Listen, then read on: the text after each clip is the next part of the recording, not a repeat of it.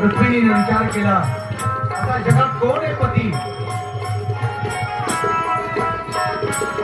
मी त्याला ओळखी, त्याच्यासह मी विवाह करन, पण शिशुपालासह मी विवाह करणार नाही.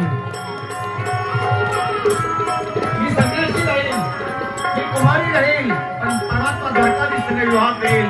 संकल्प सोडला. गावाच्या बाहेर होतं रुक्मिणी मातेचं मंदिर, कात्यायनी मातेचं मंदिर होतं मायू.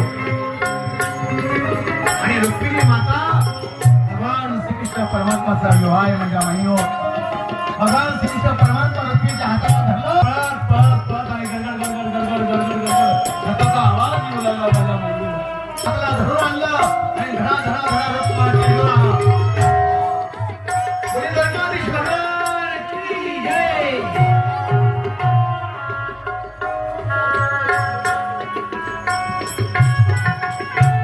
हाताला धरलं, कात्यायनी माताची पूजा करून रुक्मिणी माता तिच्या हाताला धरून भगवंतानं तिला पळवून आणलं. आणि जगाच्या माता पित्याचा सवाल आहे बाई. जगाची माता पिता द्वारकाधीश, जगाची माँ, जगजननी रुक्मिणी माता, त्यांचा विवाह हिचा विवाह नाहीये. भाग्यवान आहे आपण सर्वजण. विश्वात राजा विचार करायचा, भगवान परमात्म्यासाठी विवाह लावायचा कसा, पण भगवंतानं रुक्मिणीच्या हाताला धरून पळवून आणली. बलरामाने विचारलं, हे श्रीकृष्ण, आपल्या कोणाला कळत राहणार, रुक्मिणीला पळवून काढलंस? नाही म्हणलं प्रभू. म्हणलं तरी माझ्या हाताला लागलं. धरून मला तरी खिचून आणलंय. कात्यायनी माताची पूजा केली. कात्यायनी माता म्हणे पार्वतीचा अवतार.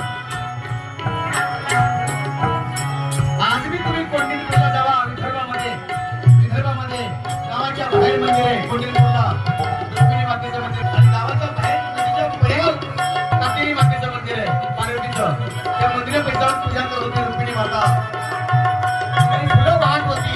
एक फुल त्या हातावर पडलं, तिला कळलं माझा पती परमात्मा आहे, माझा पती जगाचा मालक आहे.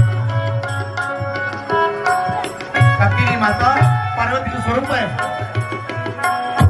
भागवत शास्त्र सांगतोय, जी पार्वती माताची महादेवाची सेवा करते ना, कधी माई होती पूजा वाया जाणार कधीच. जगाचा बाप आहे महादेवाची पार्वती.